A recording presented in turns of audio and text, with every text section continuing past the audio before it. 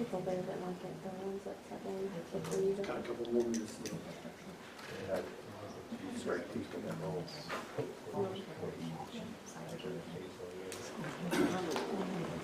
I want smack with all.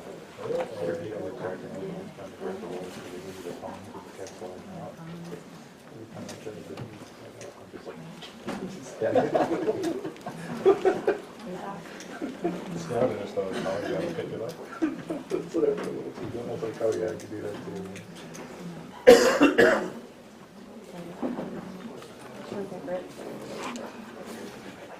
I cannot bring my phone. I don't know why. Sure. I don't want to drive like.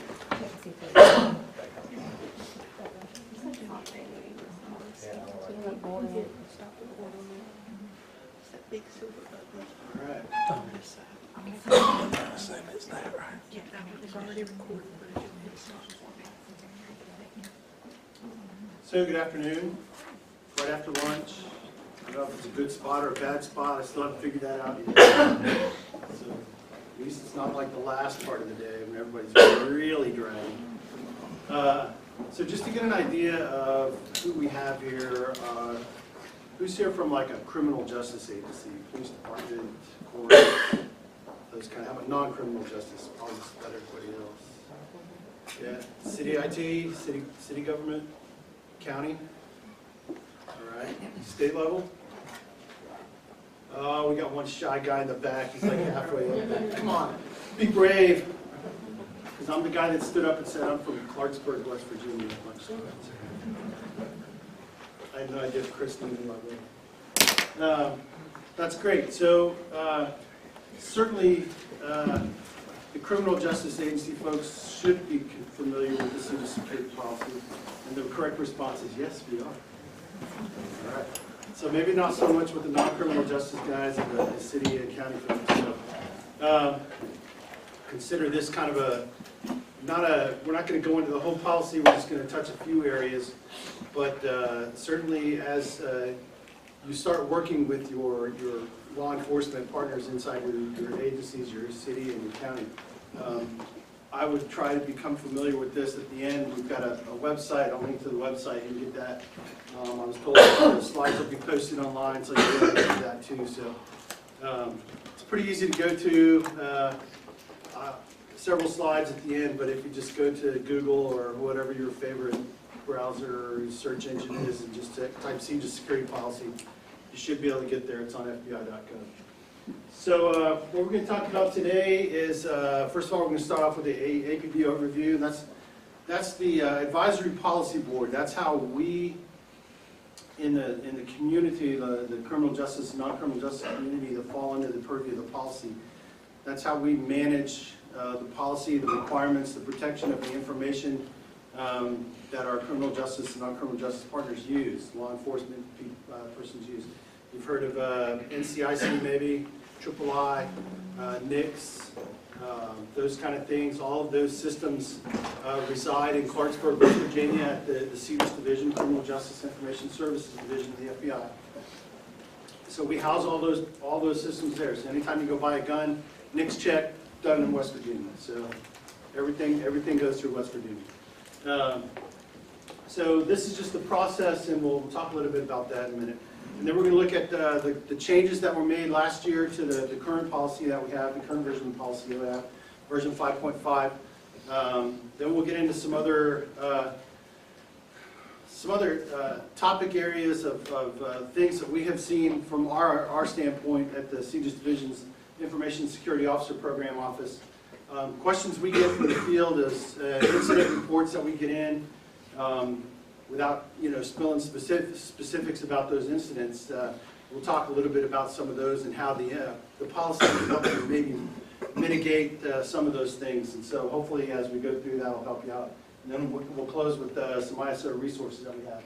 So this advisory policy overview, it's mandated by federal law that we have this process governed by the federal government, but it encompasses all law enforcement agencies across the country. We have a One international partner, that's Canada, that's not a U.S. or U.S. territory.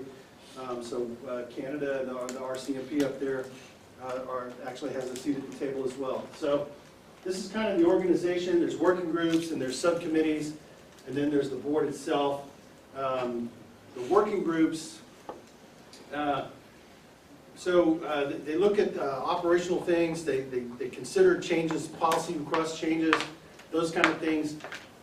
They look at suggested and recommended changes to the systems that we operate at CJIS. So the NIC system, the NCIC system, the NGI, those kind of things. They take into account and look at those from a state and local impact. What does it have? If we make this change to, say, NICs, what impact does it have on the sale of guns and then that process? How does that happen? So they take a look at those things, and they take their recommendations, they make their recommendations, and they go on up the chain to, I think, the next term in the subcommittees and talk a little bit about them. But as far as representation from your state, you have 2 representatives that sit on the Southern Working Group. Pretty sure you guys are in the Southern Working Group. So Wyatt Pettigill, he's at the State Investigation Bureau, Bureau of Investigation, and William Schatzman is the Sheriff of Forsyth County. He's your local rep. So Wyatt is the CSO, or CJIS Systems Officer, for the CJIS Systems Agency, which is the SIB, State Police. So he sits in that position. So as far as protection of the criminal justice information that you guys use and that your police departments use on a daily basis, the buck stops there. He's the one responsible for making sure that information stays secure and safe throughout the entire state. So if there's a problem, he's the one that you go to. And you can see there's representatives from the territories here, and I talked about the RCMP up here. We also have tribal law enforcement representation on all the working groups. You guys have some tribes here in North Carolina. So they have representation as well in this process. So certainly as they begin to share, because a lot of them don't share their information with us, but as they begin to do that, they become under the CJIS Security Policy as well. So this is how the regions are broken down. So you guys can definitely see you're in the southern region there. You can see the federal guys are out here on their own, out in a little box. Out in the ocean is probably a good place to put them because they fall under a whole different set of rules. The federal guidelines, FSMA requirements, and all those things. So a lot more higher standards than what the CJIS Security Policy calls out. Although there are some differences in the regulations and requirements that the feds have to meet than we have in the CJIS Security Policy. So it's key to point that out, because if you're going forward for like maybe a cloud provider or something like that, and you look towards maybe FedRAMP, which is a certification authority for cloud providers, just picking a FedRAMP certified vendor does not necessarily mean that you automatically meet all the CJIS Security Policy requirements. So there's still some deltas in there. So just keep that in mind as you go forward. So I talked a little bit about subcommittees. There's 9 subcommittees. You can see what they are here. Some of the terminology may seem familiar, some of it not. The one that we, in our program office, typically work with is the Security and Access Subcommittee. They're the ones that are really about the security and information and access to the information. So we work with them quite often, quite intimately as far as our topic papers go that we present. We try and get buy-in from them, because if something doesn't really seem right to them, or they think that it would be too much of a burden, say, for the agencies to go through, or too costly to implement solutions to meet a certain requirement, that change that we're going to have, they may shoot it down, or they may say, hey, take it back and work on it some more and bring it back later. But you can see that each of these is kind of system specific. So Index has their own subcommittee, NICS, NCIC, identification services for NGI, those kind of things. So again, all of the system subject matter experts are really at this level. They're the ones that really understand and know how those systems work. So it's important to know that. So the yellow states here, the representation we have on the Security and Access Subcommittee. We try and keep a good spread across the different regions for that. To date, we don't have any federal folks on there, but again, they're just kind of a special breed, and we just kind of, it's really quick for us whenever we go brief them at the working groups, because again, they're operating at such a high level, as far as requirements go, that we're in and out of there maybe in a half an hour, where some of the other working groups might be an hour, hour and a half, just depends. So just keep that in mind as you go forward. For the next slide, because Compact, for the non-criminal justice agencies and the Compact folks, have a similar process again, not as big in scope, but the same process. 2 subcommittees or committees, if you will, and then the council itself. All of those groups meet twice a year, the spring and the fall. So we're kind of at a break right now. We've had all the spring meetings, except for the APB itself meets next month in June, and so in a couple of weeks actually. So once that happens, then all the spring round meetings will be done. Then we'll start looking. We're already working on papers for August and for the August working groups. So we'll take those and we'll brief them as well. So say that you find something in one of the systems that you think could be done better or doesn't work quite right for your agency, maybe would benefit everybody. This is kind of the process that a recommendation would go through to get changes affected to at least the CJIS Security Policy and really kind of any of the other policies and systems that we have. So it's pretty daunting, but once it gets to FBI CJIS, to the DFO, the designated federal officer, it's really kind of out of your hands, and we get it, we staff it, we write the paper, and then it kind of flows on through there. So don't let this scare you from making those recommendations. We recommend that you would make those recommendations through Wyatt Pengill as the CSO, and he'll get those into the system for you. So again, just make sure if you have those recommendations that you get those into the system that way. So you see down at the bottom right corner, the FBI director. Now yes, I realize we're without a director right now. So we do have an acting director. So the process will continue to go. But once he signs off on all the recommendations, that's when changes are effective to the policy. So for the cycles last year, for the spring cycle, that process is already done. He's already signed that. We're waiting now for the fall ones to be signed. So once that happens, then we can release a new version of policy, which would be 5.6. So again, that takes into account the change takes into account the APB actions from the previous year. So version 5.5, which we're in right now, were all the changes that were approved in 2015. So you can see we're kind of slow in getting these things out, but it's a very thorough process, very good process. So we have this shared management philosophy. And so essentially what that means is we get all this information from the states, from each state, and the tribes, and the federal law enforcement agencies. So we get all this information. Who does that information belong to? Well, it belongs to each of your agencies and belongs to the states, not ours. It doesn't belong to CJIS, it doesn't belong to the FBI. We just stored it and consolidated it all so that everybody can have access to it. So because of that, if you were to go to South Carolina or one of the other adjoining states, you and maybe you get pulled over or you do something that you're not supposed to do, and you get arrested for some reason. When they run you, they're not going to get just information from North Carolina. They're going to get any information that's in the system at all, because every state has agreed to share that information. So if you have a rap sheet that's like this long, they're going to get all of that. So, but because of that, everyone has this ability, or the responsibility, if you will, to protect that information the same way. So you guys have the responsibility to protect your information. Certainly that's in your best interest. But you also have the responsibility to protect the information from Maine or Texas or California or Florida, just as they have the same responsibility to protect your information as well. So that's what that kind of the shared management philosophy at its core really is everybody's agreed through this APB process to protect the information with a minimum set of standards, which is the CJIS Security Policy. So that's kind of where we're at with the shared management philosophy. So you see that. So any questions on that? Nope. Is it actually raining outside? Holy cow. That's good. Maybe it's raining on my garden back home. So any questions on that? Any questions on what criminal justice information is? So let me kind of just real quick describe that. So you collect the information at the state level, the local level, so you have that information. So as long as that information remains here in the state. It's not mixed with anything from any other states. Essentially, it's still state data, and it's really kind of outside the purview of the CJIS Security Policy.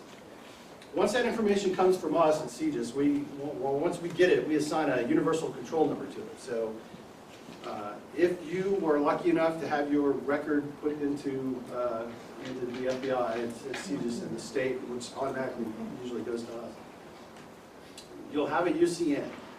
Once that happens and somebody queries that information and it comes back from us with that UCN, that's kind of an identifier that says, hey, this is now criminal justice information because it came from CJIS. So that's really kind of when we say it has the special needs to be protected. So as long as it's just your data, state data, that's fine. Outside the scope, but once it comes from CJIS, really kind of that's what we mean by criminal justice information. So let's look at the changes from version 5.5. Security awareness training. In the past, before this, we had 3 levels of security awareness training.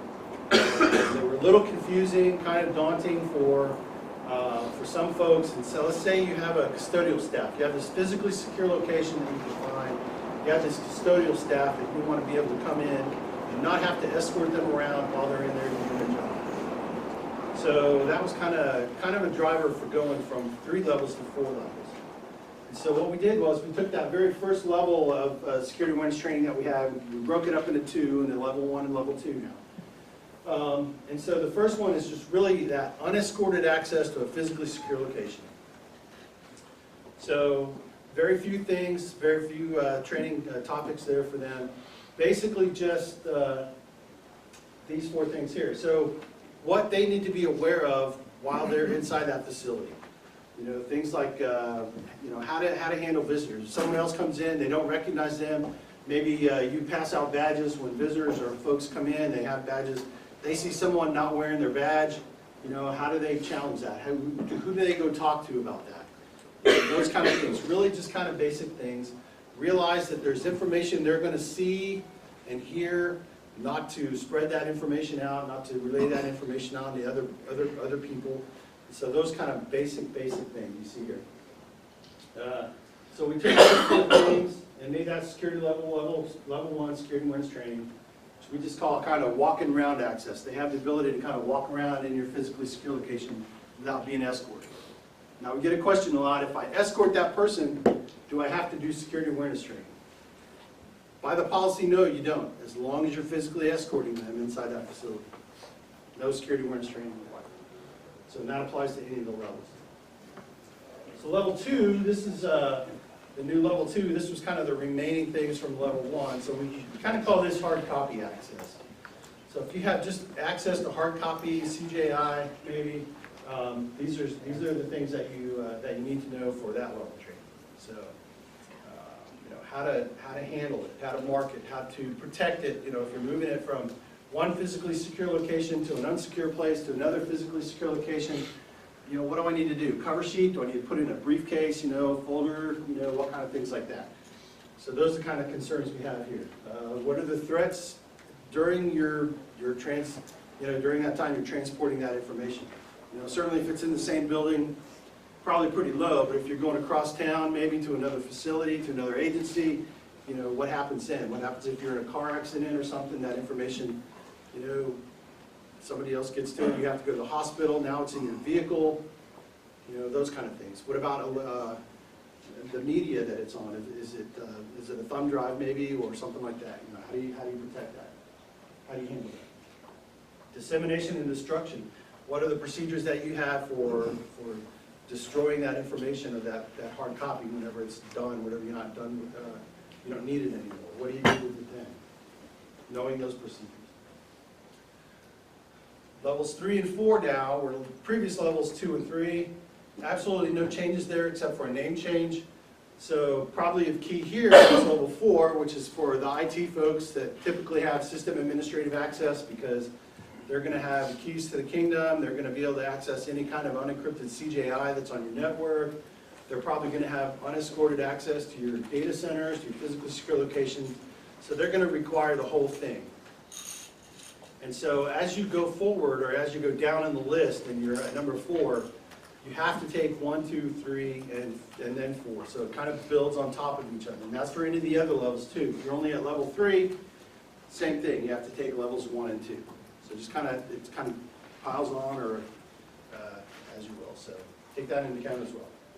Any questions on security awareness training? So something we didn't talk about is, when do you think security awareness training is required? When? All the time? Is that what you said? Definitely higher. So, okay, so, yes, all the time. I mean, any access to CJI, security awareness training. Actually, the annual, it's not an annual requirement, it's a biannual requirement. Every 2 years, you have to have it within 6 months. It has to be documented. You have to keep the documentation on hand. So, we have use cases. We love use cases. We have use cases at the end of each section, so if you go there, there'll be some descriptions on when it's required, not required, those kind of things. So 5.3 is our incident response section. Out of that compact council that we talked about earlier, they thought they had some comments come in, says, hey, you know, most of our non-criminal justice agencies, or a lot of them, don't have electronic systems. They just have hard copies still. You know, if you think of maybe a school board, school district, those kind of things, you know, that have hard copy personnel records that they've had since the beginning of time, kind of thing. And they're still doing that. So they felt that the way that this particular section was written, because it was kind of information system specific, they didn't have a way to report incidents, or they, in some cases, they thought they didn't even have to report incidents. So we definitely know that we want them to report incidents. So what we did was we really just genericized this whole section, and there's like 2 or 3 slides here. We're going to click through them pretty quick. But really, they're just language changes that's going to genericize this from information systems kind of specific things to any incident involving criminal justice information, or CJI, has to be reported. So we're going to go through these real quick. I told you. So if you get through there, that's all there is. Now there's a form. We have a form in the policy. If your agency doesn't have a form to report incidents, you can certainly use this one. Your state may have a program too, or a process that they go through. Make sure that you check with them as well. You have a state information security officer, Brian Wilkerson. Check with him. He may be able to know. Also, Wyatt may know as well as the CSO.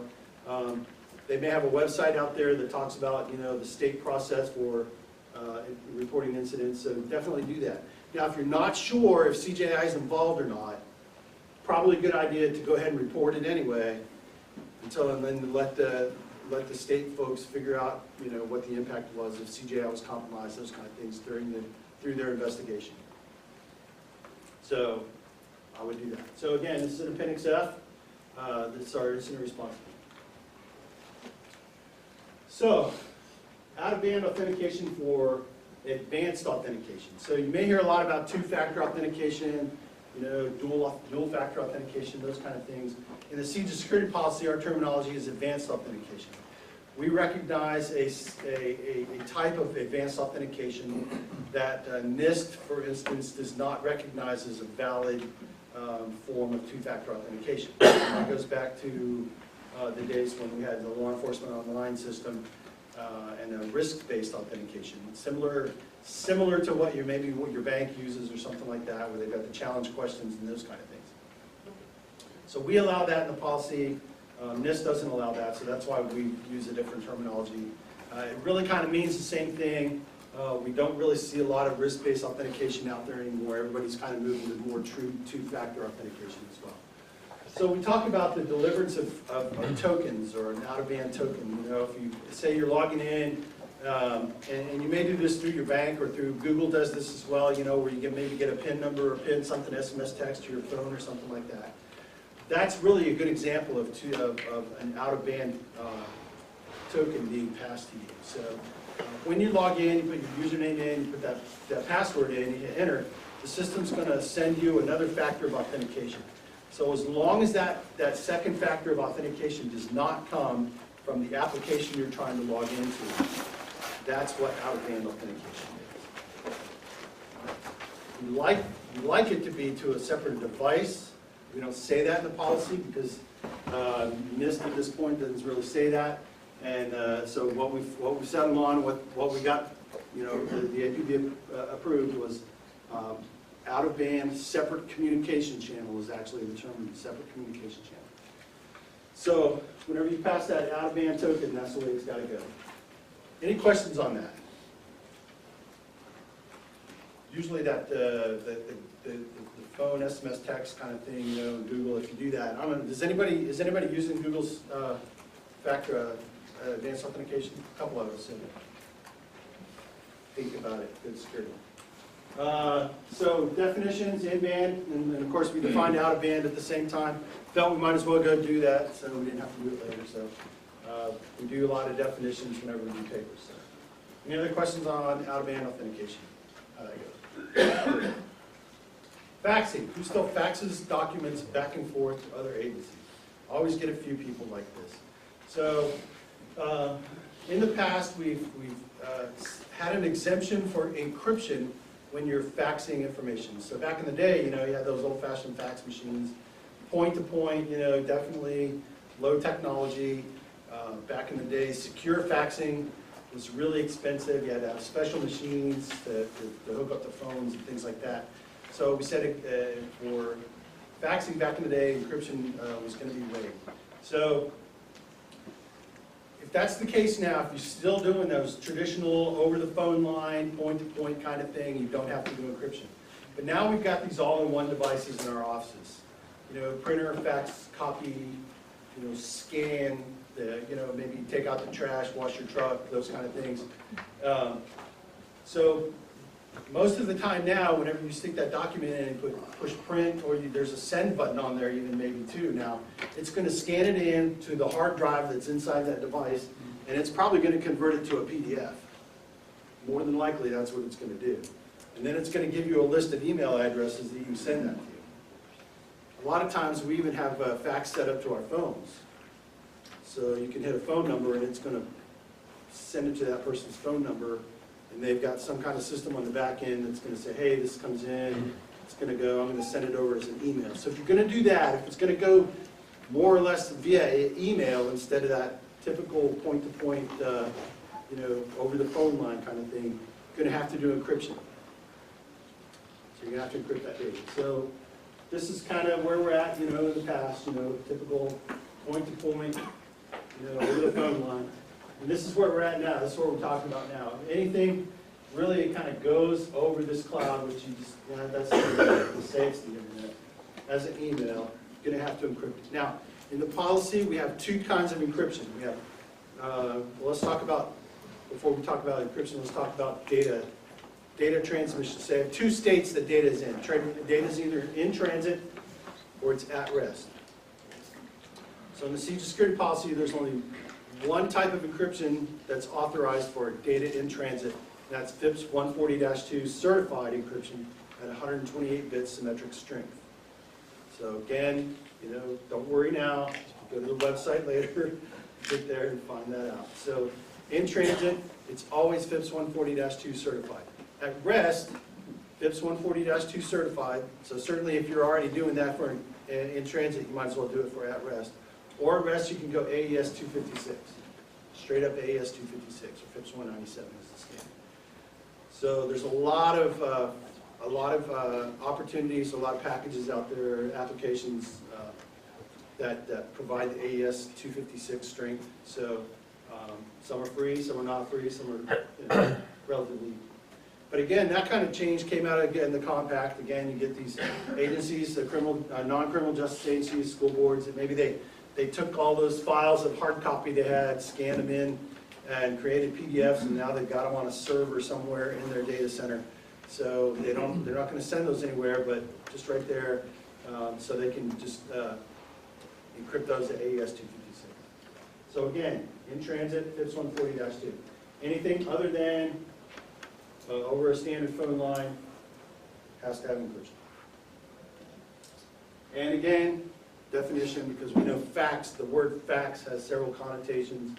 You know, I sent a fax, hey, I got this fax, it's a piece of paper. You know, so we clarified that. Definitions are in Appendix A, by the way. Formal audits. So if you're a criminal justice agency or non-criminal justice agency, you're going to get audited by the state. Fact of life. Now, every 3 years, we, the FBI, come and audit the state. You could potentially be selected to be audited by us in that. Now, that's not an audit of your agency per se, because we're just auditing the state, but we're going to make sure that the state is making sure that, you know, things are happening down at the local level. So that's why we're going to look at local levels, just to make sure the state's passing down those requirements and enforcing those requirements downstream.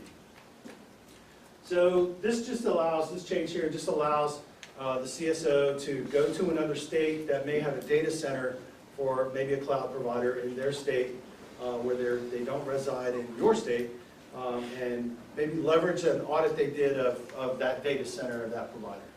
So essentially this allows them within the policy to share that information. Cuts down on costs, you know, it's a cost saving thing, so that's what this does. Not that they couldn't have done it before, this just kind of codifies and allows them on paper to do that and share those.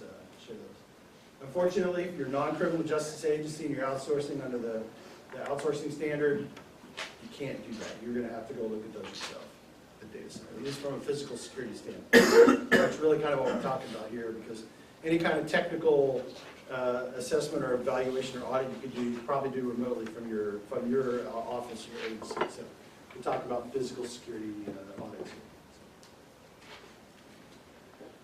Personnel security. So if you have access to CJI, unencrypted access, unescorted unencrypted access to criminal justice information, you have to have a background check. Now there's a couple of exemptions to that, especially if you're in a non-criminal justice agency, so we'll talk about that a little bit later maybe. But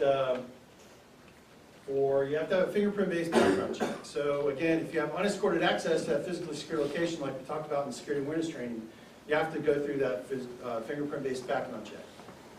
So after the initial one, there's there could be recurring checks done on a every 5-year basis maybe, or every 6-year, or whatever your agency does. There's no requirement in the policy for follow-on background checks. We do ours. Well, I think the government's gone from 5 years to 6 years now, so they're kind of sliding that out some. But this is just for offenses other than felonies for employees. We're able to, the CSO is now able to delegate that down to someone else. Usually it's going to be someone at your agency that's really going to know the individual in the situation. It's going to be that, making that determination, maybe the chief of police or the sheriff or something like that. So that's really what we're saying here. It's just another codification of a practice that really was kind of going on, just to say, yay, early. CSO, you can delegate some of that authority you have down to in these cases. Mobile devices. Everybody wants to access data on mobile devices, smartphones, tablets. So we have a policy here at 5.13. A little bit of history here. We added it in 5.2 in the appendix. We added actual 5.13 the next year in 5.3. We took some of those things out of the appendix and moved them up into requirements, and so that's how we got where we are now. Formed this task force. They looked at that change that we had, that new section 5.13, and this was just the culmination of the review process that they went through to make changes to the policy. So several of these in here. And we'll take a look really quickly at a couple of them. Some of them are just, small changes, like taking the X out of 802.11 there. This one is kind of key. The second one, WEP and WPA do not meet requirements for FIPS 140-2 and shall not be used. Anybody want to throw out a suggestion of why that might be now? I mean, how many tech, IT, really kind of techie geek guys we got in here? Don't shake your head, raise your hands. There's a few. So you guys should know the answer to that question. Not secure. Not secure. It's been cracked. Yeah, it's okay to speak up. It's okay. I'm not gonna, just because I'm from the FBI, don't run your name when I get back to the car. So yeah, so you can't use those anymore because they've been cracked. So But we actually put that in the policy now just to make sure that that's the way it is. So the last bullet there, if you have Wi-Fi part of your network in your agency and you process CJI on that part of that Wi-Fi, that part is going to be applicable or under the scope of the CJIS Security Policy. If you have part of your Wi-Fi that does not process CJI at all, outside the scope, we don't really care about it. So CJI processing, that's the key determiner there. Again, you know, just another change there on 513.11. 12, again, specifically to access points, wireless access points. Disable any protocols you're not using. Now, that's a standard, you know, best practice in security is to disable anything that you're not using. Just lowers your attack vectors. So, and the next statement there, make sure you use secure management protocols when you have to use those. So make sure there's this, if there's a secure version of that, use that.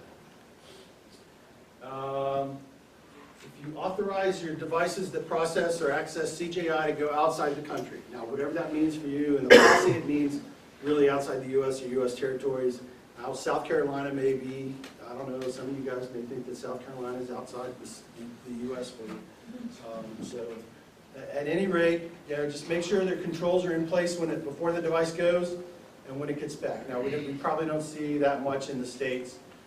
Certainly maybe some of the, you know, border countries with the states with Canada, maybe Texas down that way, you know, for those folks. So, so keep that in mind. So again, prior to and after, just to make sure the security controls are in place and they haven't been compromised.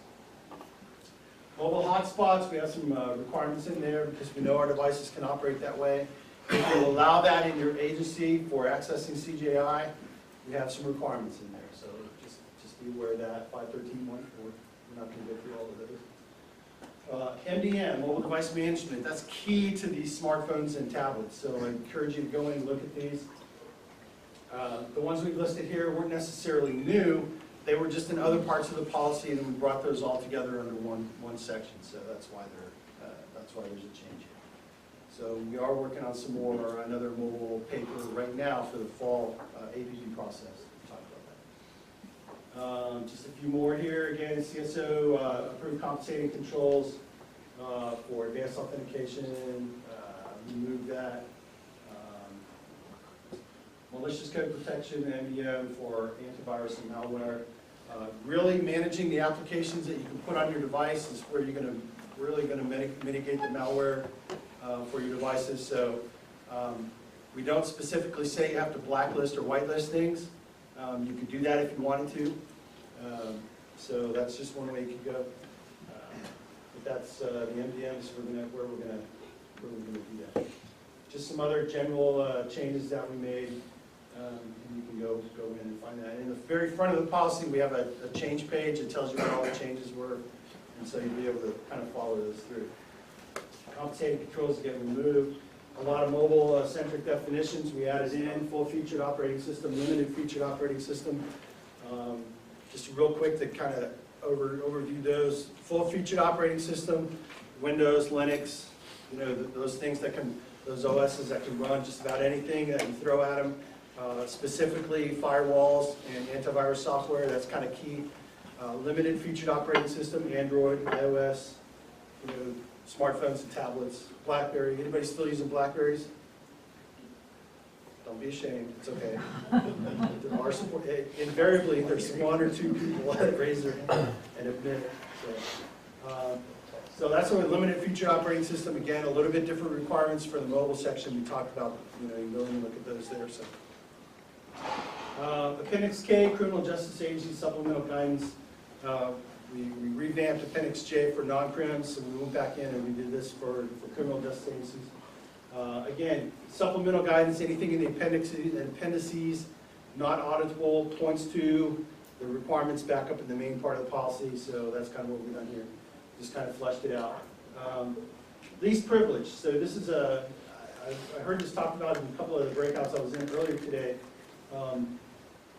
Only assigning privileges and rights to your users for what they need to do their job. So we know that typically Windows, Windows environment, used to be you create an account there, the default was to give it administrative privileges. So you have all these folks out there running around your agency with administrative privileges that have no need for that at all. So that's really what we're talking about here. Again, it's appendix back in G.5, and appendix G, there's several of those there. That's our best practice appendix, so I encourage you to go look there. But again, just assigning those rights for what they need to do their job. When we pitched this, we had this study about Microsoft vulnerabilities from 2013. This is just a recap of all those. And you can see, just by removing the administrative privileges in a Windows, in a Microsoft environment, which probably most of us are, what you can mitigate here as far as that goes.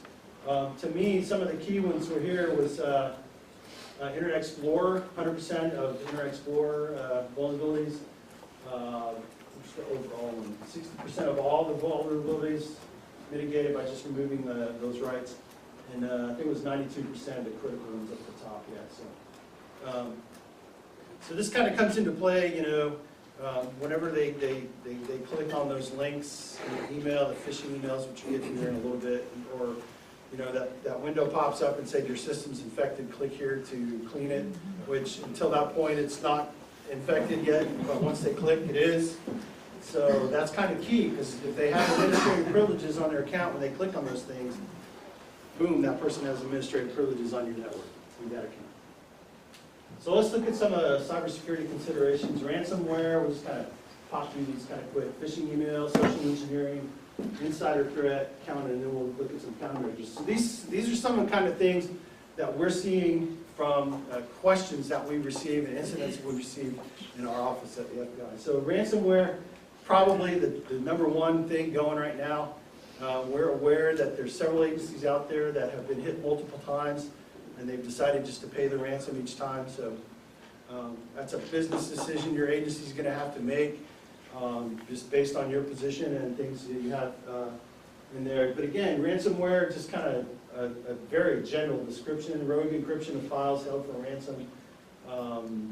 They want you to pay money, obviously, to get the key to unencrypt them. So what options do you have? You can pay the ransom, or you can wipe it and restore from a backup. So hopefully you have a backup. So a lot of times we don't have backups. So what do we do then? Well, if you're in a VDI environment, maybe it's not as big of a problem. You can just wipe it and start over if there's a virtual desktop going there. Again, it just depends on how you're set up and what your business model is and what your management wants to do and how they want to handle it. Phishing, cleverly crafted emails with links in there to click on. We just went through kind of a testing time with the Department of Homeland Security, where they actually did this. This was part of their vulnerability testing that we went through. We did pretty well, although there were several people that did click the link. So what happens there? Click the link, get a virus. It's a type of social engineering. So the particular email that we got, very well crafted, came out from, apparently it looked like it came out from one of our executive assistant directors for HR. Hey, go click this attachment. It talks about the budget that just got passed and how that's going to affect your pay. Now, would you go click on that? Probably. I mean, there's probably a good chance. So it was well crafted. Like I said, several folks did that. So social engineering, gaining information and credentials from various sources, phone calls, dumpster diving, even forging identifications and credentials. Doxing is really bad. Does anybody not know what doxing is? So say anonymous. Recently I heard a briefing by the ISO in Missouri about the Ferguson incident that happened a couple years ago. And the impact from an IT perspective that incident had on their network at the state level. And one of the biggest things that they experienced was doxing, or anonymous gathered information about all the state troopers that were there, the local police chief, all of these law enforcement officers. We started posting that stuff on Facebook and the internet, account numbers, social security numbers, names, addresses, all that kind of information. So information exposure of your information, really, that's kind of what doxing is. And so something to be concerned about, or to look at, is the availability of our personal information and how they can get to that and what they can use. Certainly they're going to use it, for the various purposes, but they gather that information, they can then use that information to gain access to your network, and posing as one of those persons or somebody like that. So definitely a consideration. We haven't seen a whole lot of that out in there, but out in a while, but from the different agencies that we get.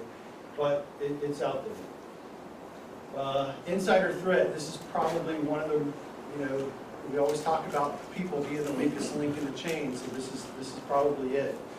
You've got that person that's leaving under less than ideal situation. He's going to do something. He's a system administrator, maybe. Things didn't go his way, and he's being terminated. He's done something in the network that's going to blow up, a week or two after he leaves, and that's all there is to it. So, insider threat, people we trust. This guy's probably been through a background check. Everything turned out okay. No reason to suspect anything else. So, current, former employees, contractors, and vendors.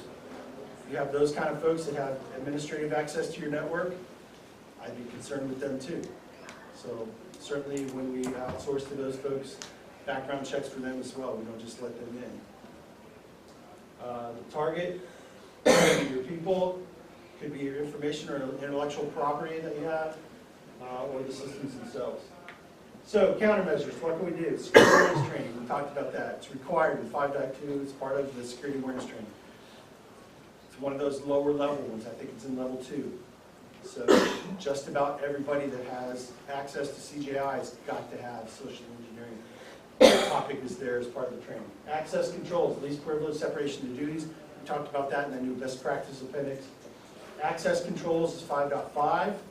That's where we talk about unique identifiers, for each individual, those kind of things. Identification and authentication, that's our log-on process. That's how we identify people as our usernames. Unique usernames for each individual. Authentication is our passwords. That's where all the password requirements are, PIN requirements, our one-time password requirements. It's all listed in there. When do we have to have that advanced authentication? All that stuff's in there. Auditing. Somebody brought out something about audit logs earlier today in one of the other sessions I was in. That's why we keep those audit logs. That's why we generate those and keep those. You're starting to hear, and we're starting to hear that. People have compromised a network, and they've been resident on the network for 6 to 8 months before they do anything at all. Just they go out there, just so that you don't see them. The requirement of the policy is we create these logs. We look at those logs weekly. That way we know if something's going on. We can see that John is an 8 to 5 guy, but for some reason, at midnight one night, we got somebody logged into the system using his credentials. Was it really him or was it not him? That's probably an anomaly that we want to check out. Audit log review.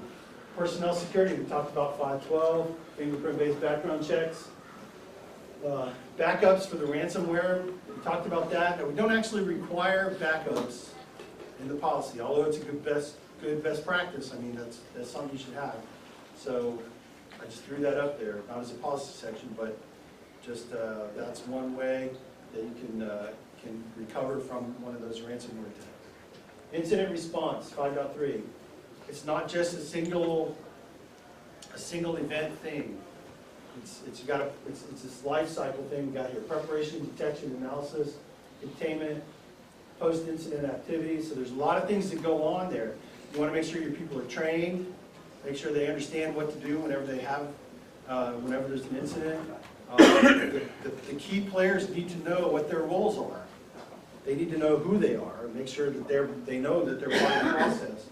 Training, Have those tabletop exercises, once every 6 months or once a year, If we experience a ransomware attack, how do we deal with that? What's our plan? Have a plan. And this is a continual process. But that's, as I said, an incident response to section 5.3. Any questions on any of that stuff? I know it's just a lot of stuff, and there's a lot of security things that we need to think about nowadays. If you have information that doesn't fall under any kind of security guidance or framework, certainly you could use the CJIS Security Policy as that framework, to protect that information. Hopefully you've already got something in place that you're supposed to be following, so that one shouldn't be a problem. But if you don't, certainly you can go to the policy. So let's look at some of the resources that our shop at the FBI CJIS Division has. We steward the policy. That means we keep the policy up to date. Whenever the changes are made, I'm the one that makes the changes. So if you get to 5.6 and it comes out and you see a word not spelled correctly, at the end there's a slide with my email address on it. Send me an email so I can change that next time. We provide policy support to the ISOs and CSOs, and certainly anybody else in the local community that has questions about the policy or clarification. We do tabletop analysis of technical solutions, so if you have a solution that you're contemplating that you want to know if it would meet the policy requirements, we'll certainly take a look at that for you. But we'll let you know now that if your local agency, you contact us, we're going to get your state ISO involved. We're just going to let him know, hey, we got this question from Charlotte PD, So that way, because we don't know at all, what your state policies and procedures and laws are. But we can certainly speak from a CJIS security policy point of view, but anything above that the state level may have on top of that, your state ISO will know. Training support, we have symposiums and some training events occasionally for those.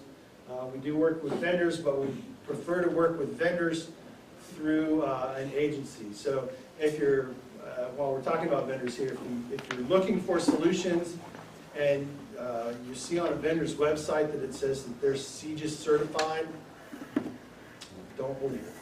There's no such thing. You can send me an email, send me a link to their website, and we'll either contact them or especially if they have our FBI seal on it or CJIS logo on it, we'll send that to our legal department and they'll make a phone call. So, if you need to contact us, this email address down here at the bottom is the best way to do it. It goes to the 4 of us on staff. So anybody will answer that. We operate the website. There's the URL for the website. Again, just go to your favorite browser and search for CJIS Security Policy on FBI. You don't even have to put FBI.gov on there.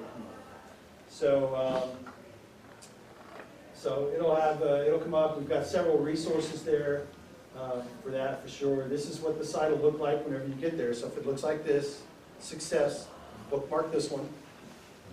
So then you'll know where to go next time. Below the viewer here, down here off the screen, there's a link to a PDF. So you can download your own personal copy of the policy. I would recommend that you don't print it out, even though the policy part of it actually ends. The actual requirements is only 70-ish pages. Yeah. So it's less than half of the book. The rest of it's appendices. Fully drill down in the table of contents over here. Whenever you click down in there, it'll pop up over here. If there's an FAQ associated with whatever section of the policy it is, it'll show up on the right side over there. So you got that. Now up here it's a little hard to see maybe, especially in the back row, but there's a lot of other resources up here that we have. Requirements document is what I like to call the stuff without the fluff. It's just a kind of a spreadsheet tabular of all the policy requirements. So go there if that's all you're looking for, just you go there. We have a security control mapping of the CJIS security policy. That's to the NIST 800-53 controls.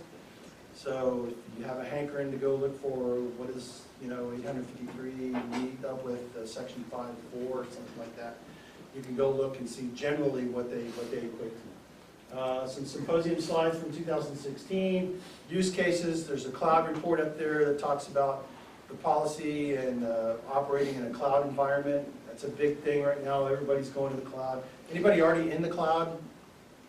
I'm not going to tell anybody. It's okay. Nobody's going to the cloud already? One? You're not, well, Office 365 is cloud. Okay. Azure, yeah, okay. So if you're not there now, chances are in the next 1 or 2 years you're going to be there. We're making the switch too. It's been fun. Yeah. So there's that up there. It really says you can certainly go to a cloud and still meet the requirements of the policy. So it talks about that, and there's some controls that goes along with that. The mobile appendix is up there if that's all you want to look at. You can submit a question to us on the website, through the website. Just some basic information. Definitely the flow will be, this will come to that ISO at ic.fbi.gov email address. Somebody will respond and say, hey, thanks for using the website to send us a question. We'll get back with you as soon as we can. Probably later that day or maybe the next day or two, depending on the complexity of the question, you'll have an answer. And again, we're going to CC your state ISO, just so he knows that we've got questions in from the outside from his agency. And if there's some kind of state something or other that's in, that we don't know about, that's where that'll come into play. For those of you who have access to LEAP, or used to be LEO, we maintain a SIG site there, a special interest group site there. If you don't worry, the information is the same on both sites, so it's no big deal as far as that goes. So, again, this is our staff. George is the ISO, I'm the assistant ISO. Chris is our program manager, and Steve's our technical analyst down there at the bottom. He's a contractor. Not that that's a bad thing, but he's very smart. If you have a very technical question, I'm going to let Steve answer it. You're going to get a page and a half probably of explanation. Well, maybe not that much, but quite a bit. He really is a down in the weeds guy, because he was in the Army. Army is always in the weeds, right? So don't hold that against him. So Steve and I are really the only two full-time folks on staff. George and Chris are mainly focused with our internal systems and maintaining the security of those. So more than likely, Steve and I are going to be the ones that are going to answer your questions. So don't feel cheated if George doesn't. In fact, feel very honored if George responds to you. So you should. So the George one. So this is the last slide. Any questions? Any questions at all on the policy or anything we talked about today? I'm just very excited that there's this many people.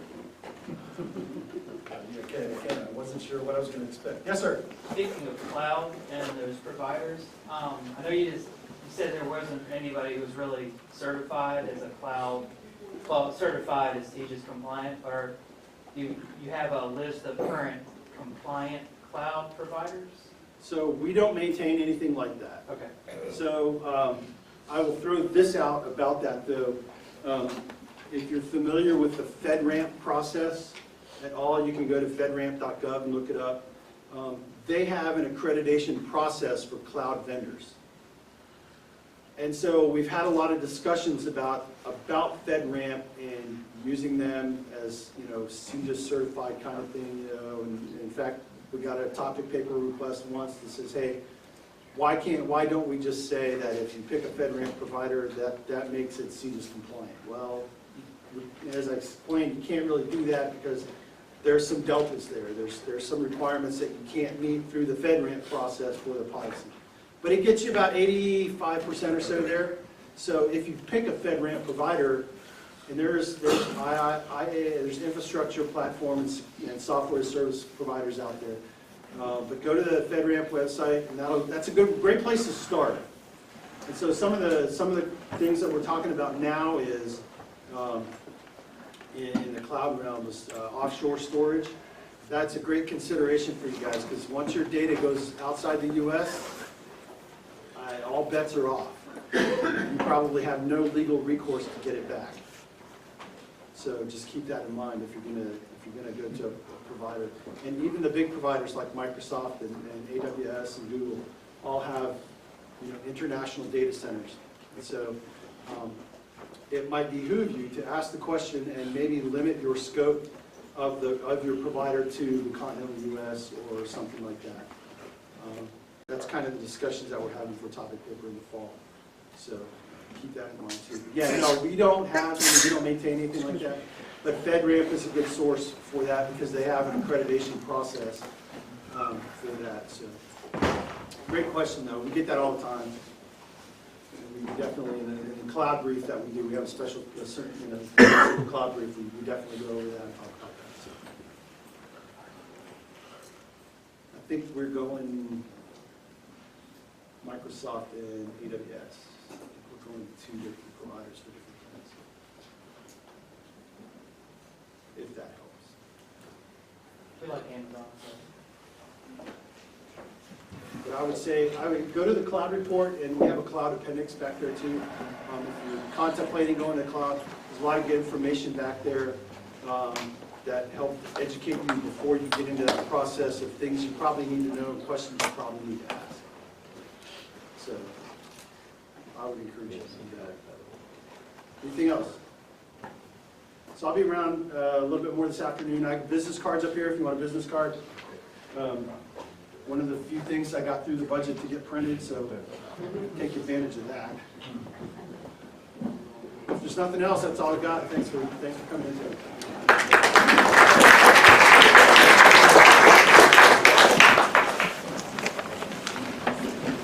You're good.